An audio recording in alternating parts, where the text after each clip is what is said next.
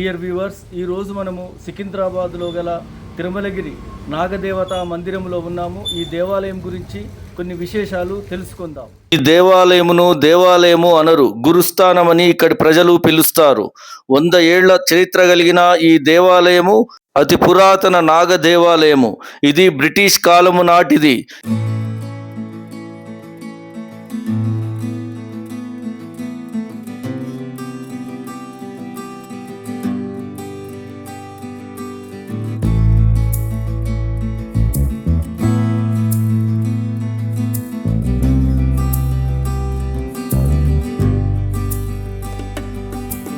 పూర్వము ఇక్కడ ఒక పుట్ట ఉండేది.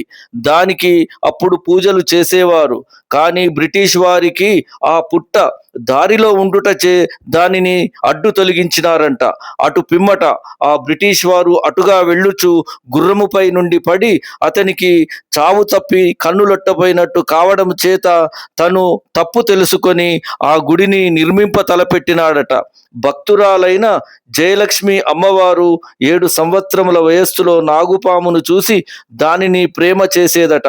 అప్పుడు తల్లిదండ్రులు కూతురి విషయంలో కొద్దిగా భయపడి పాములతో సావాసం ఏమిటని ఆమెను అక్కడి నుండి వేరే చోటికి మార్చి చూశారట.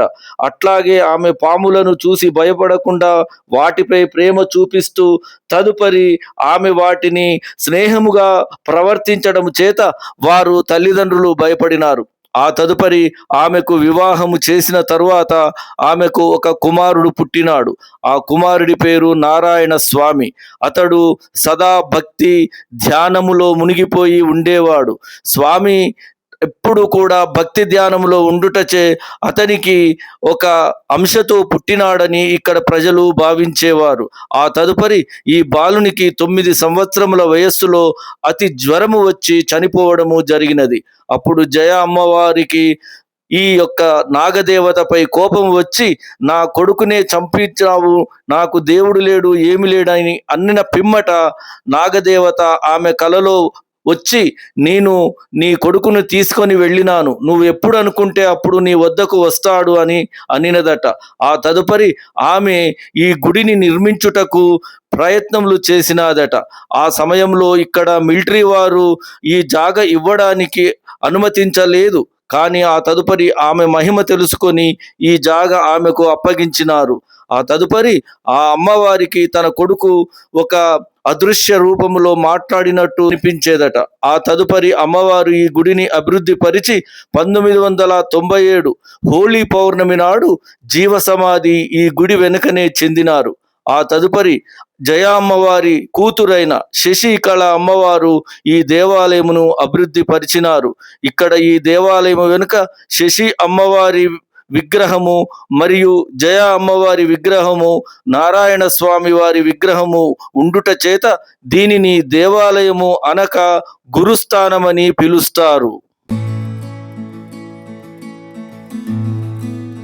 ఇక్కడ గుడి ఆలయము లోపలనే కాక ఆరు బయట కూడా మనము నాగప్రతిమలను ఇక్కడ చూడవచ్చును. ఈ దేవాలయంలో ఎక్కడ చూసినా నాగప్రతిమలు మనము దర్శించుకోవచ్చును. భక్తులు వారి వారి కోరికలు తీరిన తర్వాత ఇలా ప్రతిష్ఠింప చేసిన నాగప్రతిమలే ఇవి. ఇక్కడ ప్రతి పౌర్ణమికి యజ్ఞము చేయడము ఒక విశేషము. భక్తులు విరివిగా పాల్గొంటారు. ఇక్కడ ధ్వజస్తంభము ఏకరాతితో చేసినది.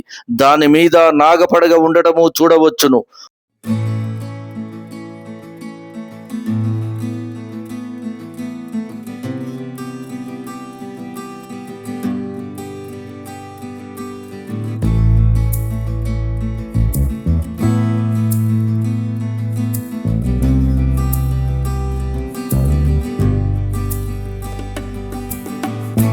నాగదేవత ఆలయమునకు క్షేత్రపాలకుడు ఆంజనేయ స్వామి. ఈ ఆంజనేయ స్వామిని మనము గుడి ఆరు బయట మనము దర్శించుకోవచ్చును. ఉపాలయాలు: వినాయకుడు, భైరవ స్వామి, దక్షిణామూర్తి, సప్తమాత్రికలు, సంతోషిమాత ఇక్కడ మనము దర్శించుకోవచ్చును.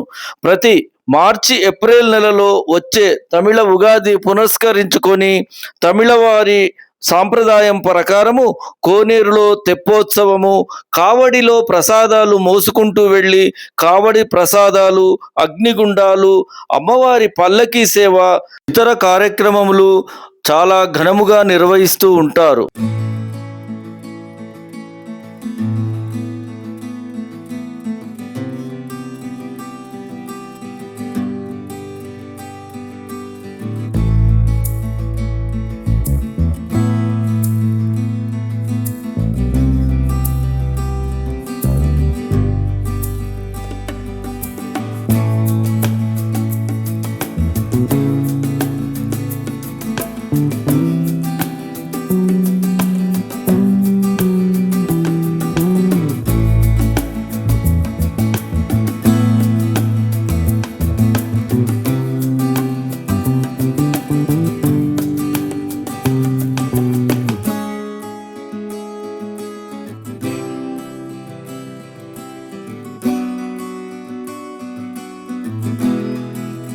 ఈరోజు మనము నాగదేవత దేవాలయమునకు అతి సమీపములో శ్రీ స్వయంభూ శ్రీ వెంకటేశ్వర స్వామి దేవాలయమును కూడా దర్శించుకోవచ్చును. ఇది అతి సమీపంలో ఉంటుంది. ఈ దేవాలయమునకు మనము చేరుకొనవలెనన్న నాగదేవత ఆలయం నుంచి ఒక 5 నిమిషాల నడక దారి ఉంటుంది. ఈ దేవాలయము ఇండ్ల మధ్యలో ఉండుట చేత మనకు కొంచెము కనిపించకపోవచ్చును. కొద్ది ముందుకు నడిచిన తర్వాత మనకు ఒక గుట్ట కనిపించును. ఆ గుట్ట మీదనే స్వామివారు వెలిసినది. 207వ సంవత్సరము నుంచి ఈ దేవాలయము ఉన్నట్లు చరిత్ర.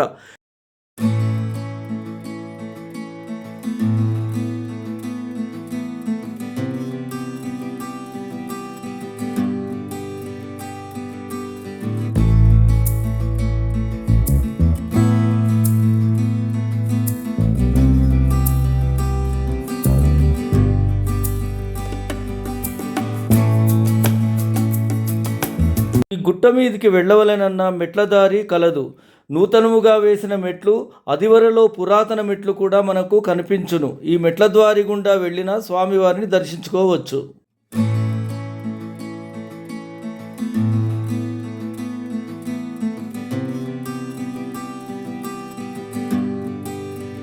ఇక్కడ స్వామివారికి ఎదురుగా శివుడు ఉండటము ఒక విశిష్టత.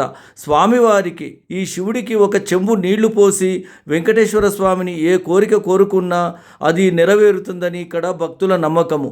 ఇక్కడ స్వామివారికి పక్కగా ధ్వజస్తంభమును నిర్మించినారు. మరియు ఇక్కడ కోనేరు కూడా కలదు. కానీ ఆ కోనేరులో ఇదివరలో తాంబేళ్లు ఇతరత్ర జీవరాశులు ఉండేవట. కానీ అందులో ఇప్పుడు నీరు లేదు.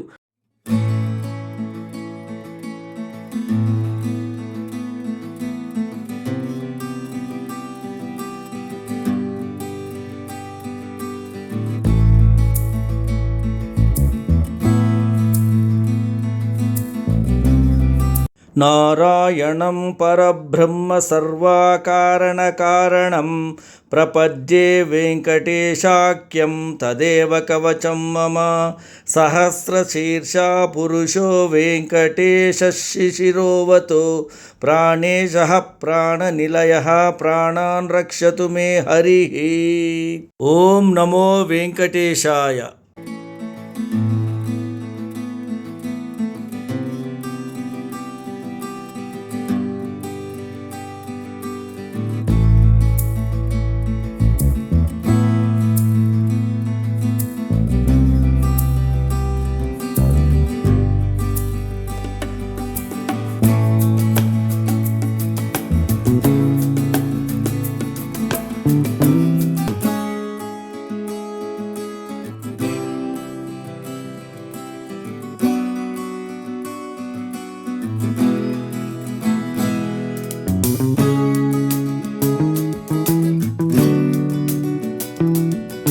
ఈ స్వామివారిని చేరవలెనన్న మనము సికింద్రాబాద్ స్టేషన్ నుంచి కానీ ఆల్ఫా హోటల్ నుంచి కానీ 219, 219A, 219D బస్సు ఎక్కినా కానీ ఇక్కడ నాగదేవత ఆర్చి ముందు దింపుదురు. ఇది ఈ బస్సు యొక్క రూటు. డియర్ వ్యూవర్స్, ఈ వీడియో మీకు నచ్చినట్లయితే లైక్, షేర్, సబ్స్క్రైబ్ చేయగలరు మా అంతయువన్ ఛానల్ను.